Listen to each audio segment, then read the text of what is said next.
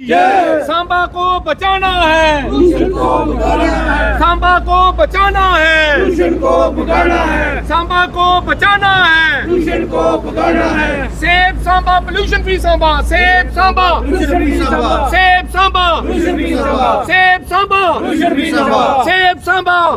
इस वक्त हम सांबा के सिडको चौक के पास पोल्यूशन विभाग के बाहर खड़े हैं और मैं आपको बता दूं कि यहाँ पर देख सकते हैं कि लोग अपनी मांगों को लेकर प्रदर्शन कर रहे हैं। हालांकि ये सभी लोग सांबा जिले के अलग अलग इलाकों से जहाँ पे आए हुए हैं, इन्हीं से जानते हैं कि आखिरकार जहाँ पे प्रदर्शन किया जा रहा है इनका क्या मांग है।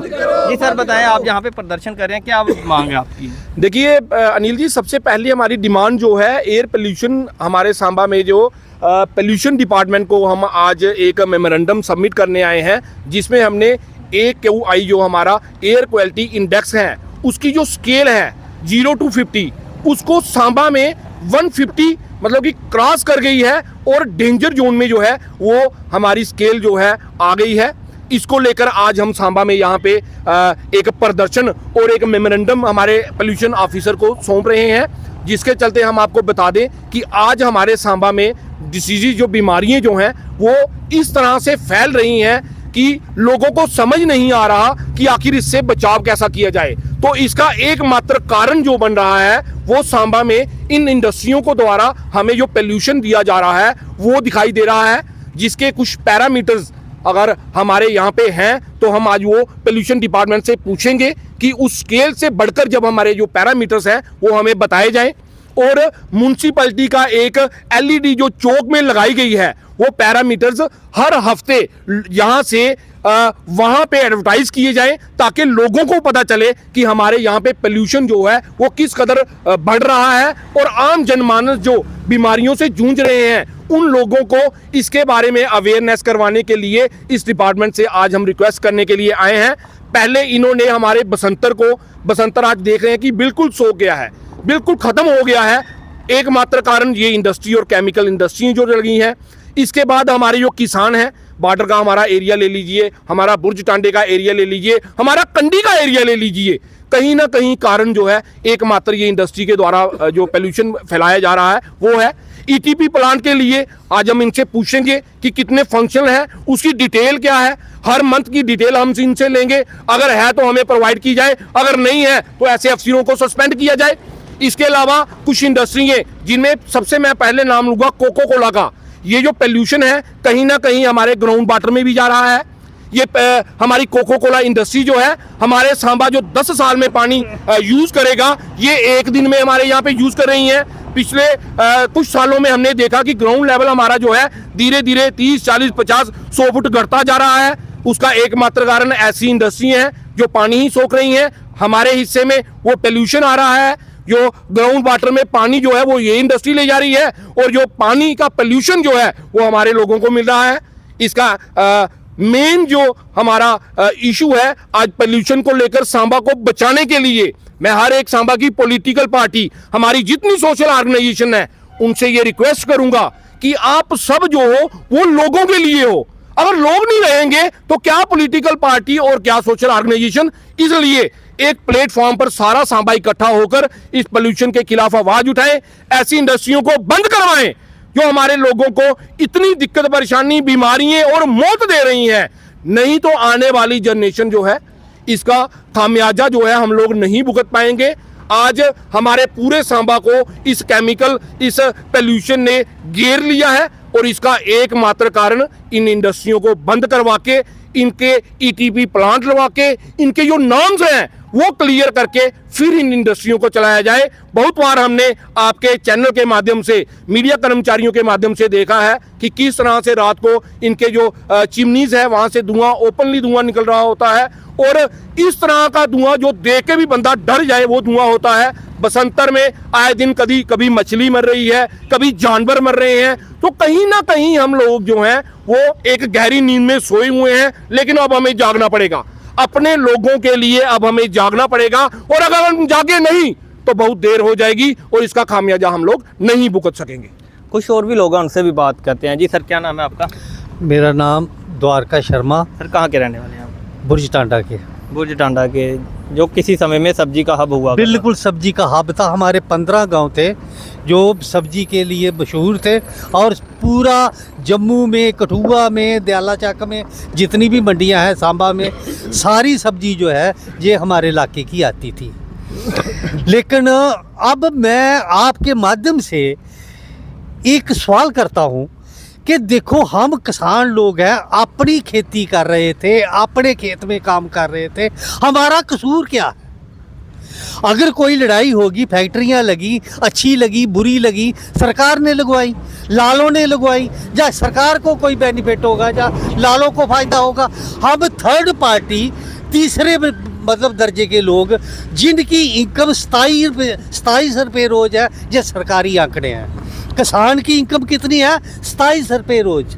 जो 27 रुपये रोज़ का आदमी है वो क्या कोर्टों में लड़ सकता है?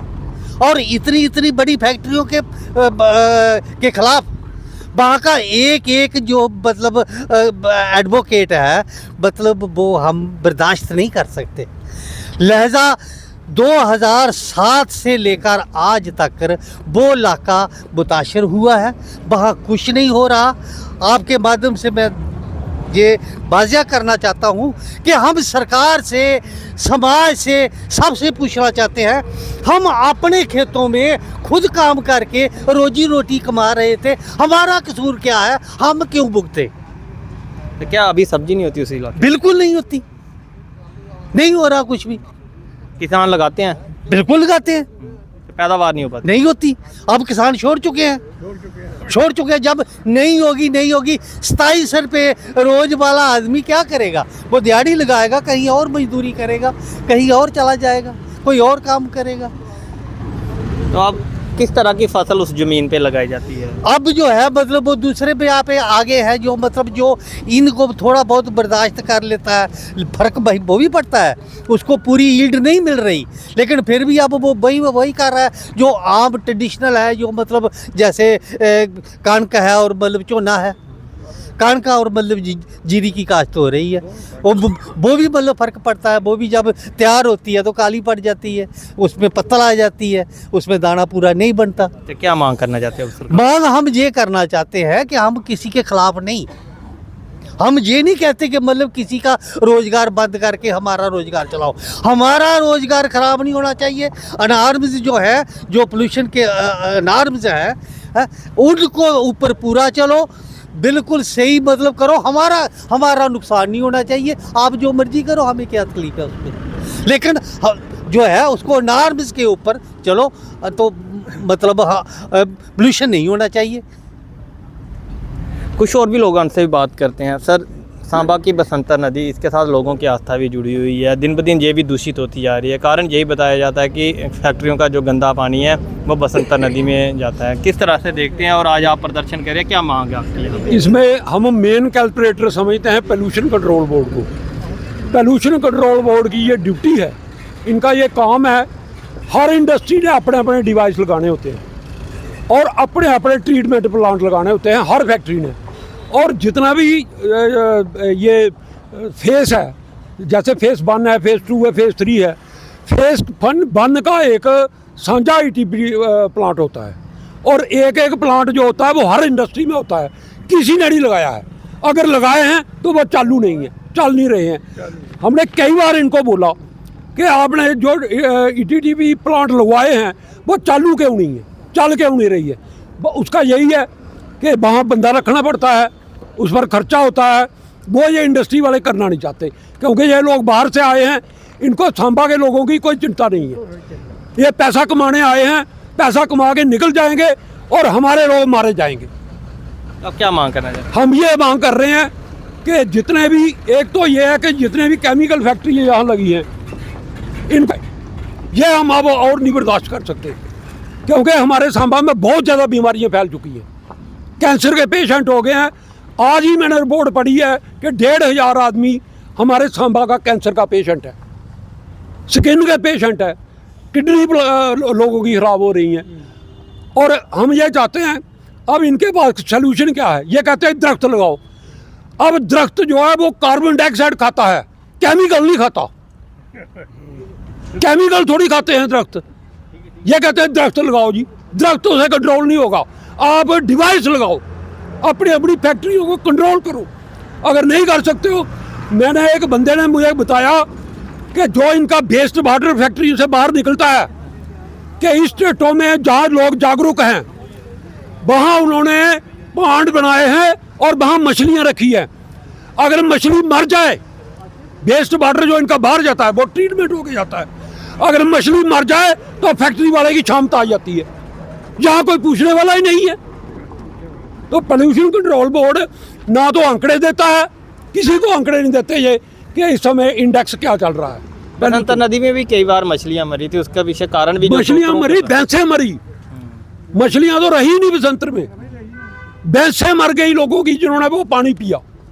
और उसके बाद एक कमेटी भी बनी थी शायद कुछ MLO की उस टाइम पे, लेकिन उसको कोई नतीजा नहीं निकला, सिवाय एक ही चारा है कि सांबा के लोग सारे यूनाइट होकर एक आंदोलन खड़ा करें, इसके अलावा कोई चारा नहीं है।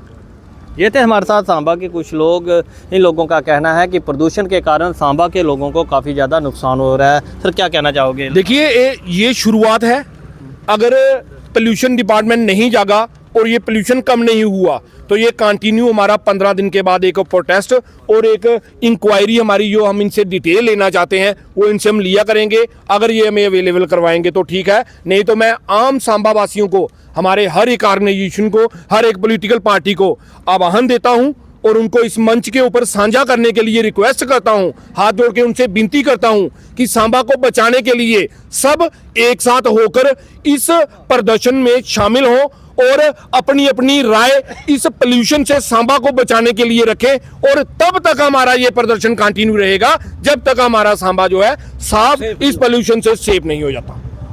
ये थे हमारे साथ सांबा के कुछ लोग। जिस तरह से मैंने पहले भी बताया कि इन लोगों का कहना है कि प्रदूषण के कारण कई तरह की बीमारियां सांबा में पनप चुकी हैं, कई लोग कैंसर के मरीज बन चुके हैं और कई किसान लोग भी थे, उन्होंने भी बताया कि उनके इलाके में जो सब्जी की पैदावार होती थी अब वो पैदावार भी नहीं होती है।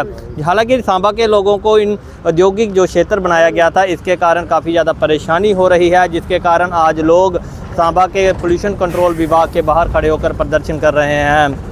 मुझे और मेरे सहयोगी सुनील कुमार को दीजिए इजाज़त। नमस्कार।